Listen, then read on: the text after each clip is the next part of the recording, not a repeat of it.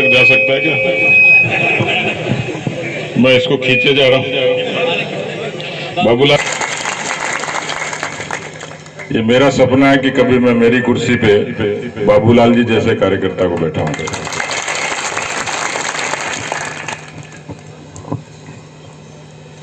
सब ठीक ठाक हो, राजी खुशी हो, तकलीफ तो नहीं कोई? ये आने में भी नहीं हुई, हमारे आने से भी नहीं हुई।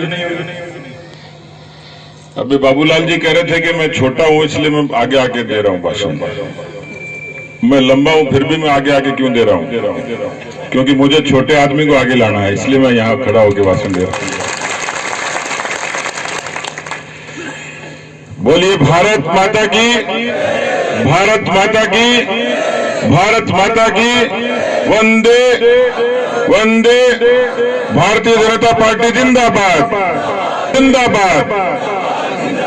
श्री नरेंद्र मोदी जिंदाबाद, नड्डा जिंदाबाद, श्री अमित शाह जिंदाबाद। अखिल भारतीय विद्यार्थी परिषद के दौरान जनजाति जीवन दर्शन का एक प्रोग्राम चलता था। बाद में मैं एक बार वसुंधरा जी की परिवर्तन यात्रा के दौरान आया था, या सुराज संकल्प यात्रा, सुराज संकल्प।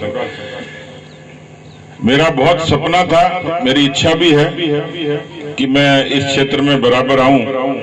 जिलाध्यक्ष जी की इच्छा थी और बाबूलाल जी पे मेरा कर्जा था।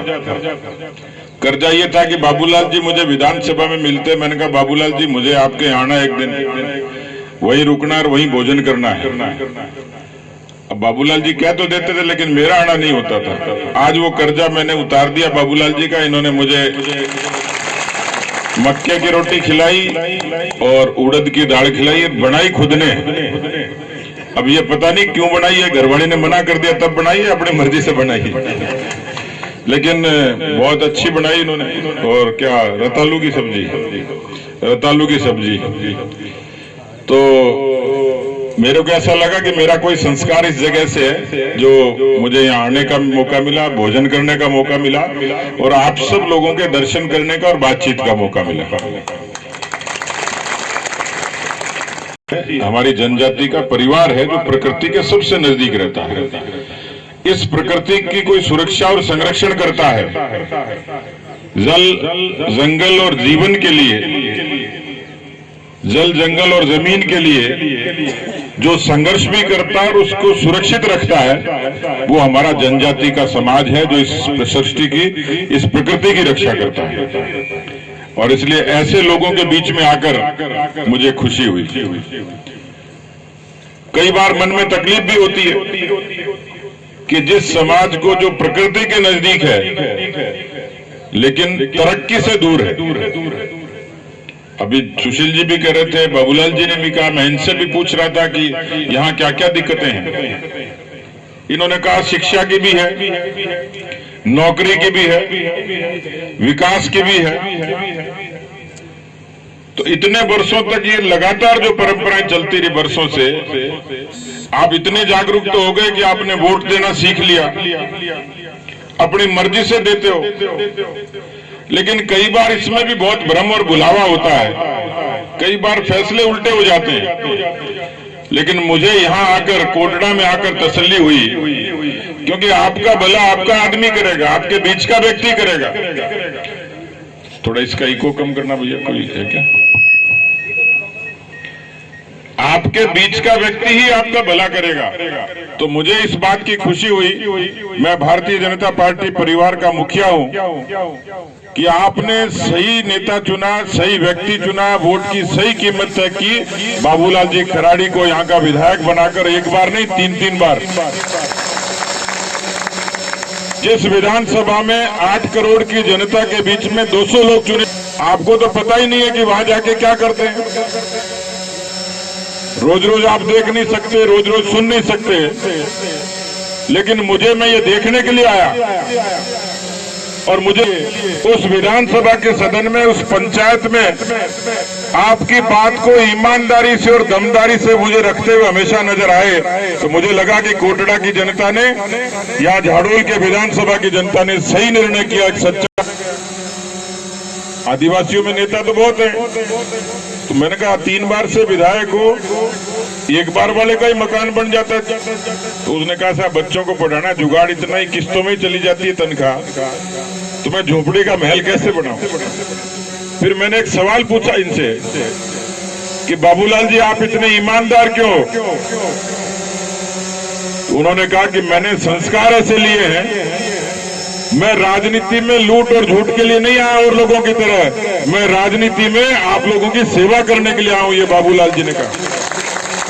तो मुझे लगा कि पार्टी ने कोई फैसला करने में कोई गलती नहीं की, एक योग्य व्यक्ति को टिकट दी, उसको आगे बढ़ाया। तो बाबूलाल जी अभी कह रहे थे कि मैं पीछे खड़ा हूं, आगे इसलिए खड़ा हूं कि मेरा कद छोटा है।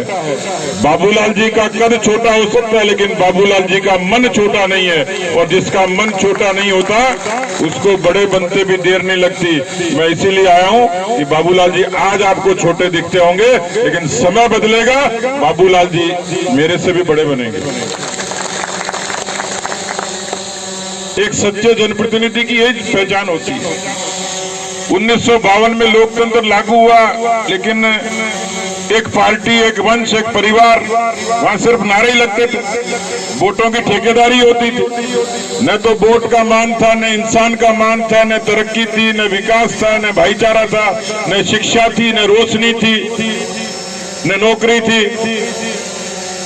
और यहाँ मेरे से पहले के वक्ताओं ने एक संयोग ऐसा बना। मित्रों, आप में से जो बुजुर्ग लोग हैं, भैरव सिंह शेखावत जी का नाम जानते होंगे, उन्होंने उनको देखा भी होगा, सुना भी होगा। ये भाषा हाथ खड़े कर रहे हैं। शेखावत साहब को आपने सुना ना, भैरव सिंह शेखावत जी? हाथ खड़े करो, देखें भैरव सिंह शेखावत जी। अरे बहुत लोग हैं। मुझे सबसे ज्यादा खुशी हुई कि भैरव सिंह शेखावत जी की यह जन्म शताब्दी है, उनको 100वां जन्मदिन है उनका, 100 साल हो गए उनको।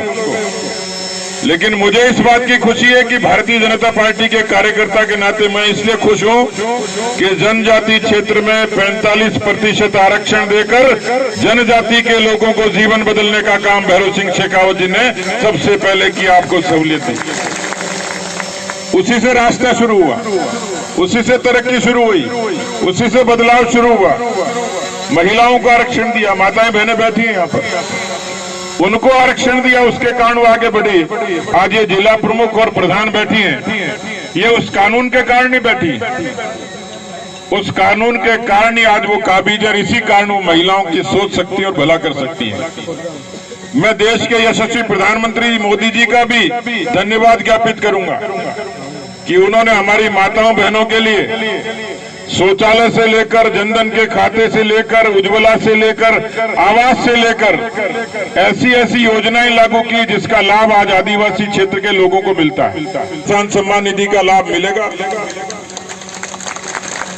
हमारी कोशिश है कि ऐसे लोग जो आवास से वंचित हैं, उसमें कोई कठिनाइयां तो उसको दूर करने की कोशिश करेंगे, और इस क्षेत्र की सड़कों से लेकर तरक्की का जो काम अभी लंबित है, उस काम को पूरा करने के लिए आपकी पूरी मदद हम लोग करेंगे।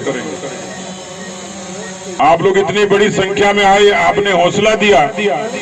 मैं पूरे राजस्थान में इसलिए घूम रहा हूं कि मैं आपकी तकलीफों को समझ लूं।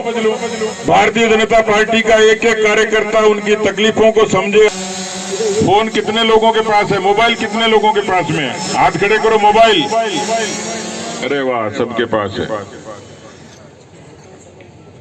200 फिर 200 81 40 200 200। इसको मिस कॉल कर दो, इसमें न तो पैसा कटेगा न पैसा मिलेगा। इसमें एक काम जरूर हो जाएगा कि आपका रजिस्टर हो जाएगा कि आपकी इतना अन्याय, इतना शोषण हुआ होगा, नहीं तो ये कोटड़ा भी आज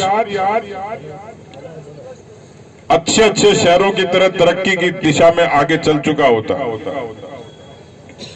और इसलिए मैंने कहा, मुझे अखबार के लोगों ने पूछा कि भ्रष्टाचार इतने वर्षों से आप आओगे तो क्या करोगे?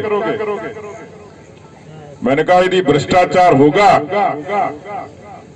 उस भ्रष्टाचार को रोकने के लिए हमें जरूरत पड़ी तो योगी बाबा की तरह बुलडोजर चलाने में भी हम पीछे नहीं हटेंगे। क्योंकि आपकी गाड़ी कमाई का पैसा है, आपके परिश्रम का पैसा है। उस पैसे पर कोई डाका कैसे डाल सकता है?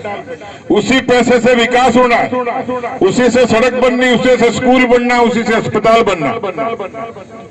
लेकिन उस पैसे पर जिस तरीके से भ्रष्टाचार का नंगा नाच होता है, और आज से नहीं, कांग्रेस पार्टी ने 55 वर्षों तक एक खानदान ने केवल लूट और झूठ का खेल चलाया। नारे लगाते थे, बरगलाते थे, भ्रम फैलाते थे और भ्रष्टाचार का ऐसा पहाड़ खड़ा कर दिया कि ये तरक्की के जमाने के कदम मिलाने वाला ये क्षेत्र पिछड़ा रह गया। और इसलिए हम इस जनाक्रोश यात्रा के माध्यम से, इस जनाक्रोश सभा के माध्यम से, मैं एक जिम्मेवार पार्टी का मुख्य कार्यकर्ता हूं। उस कार्यकर्ता के नाते आपको ये भरोसा दिलाने के लिए आया हूं कि 2023 में आपको फिर से भारतीय जनता पार्टी को यहां इस सीट से, झाड़ोल से जिताना है। मैं आपको भरोसा देता हूं कि 2023 में भारतीय जनता पार्टी की सरकार आएगी। आपके इस क्षेत्र के विकास में किसी तरीके की कमी नहीं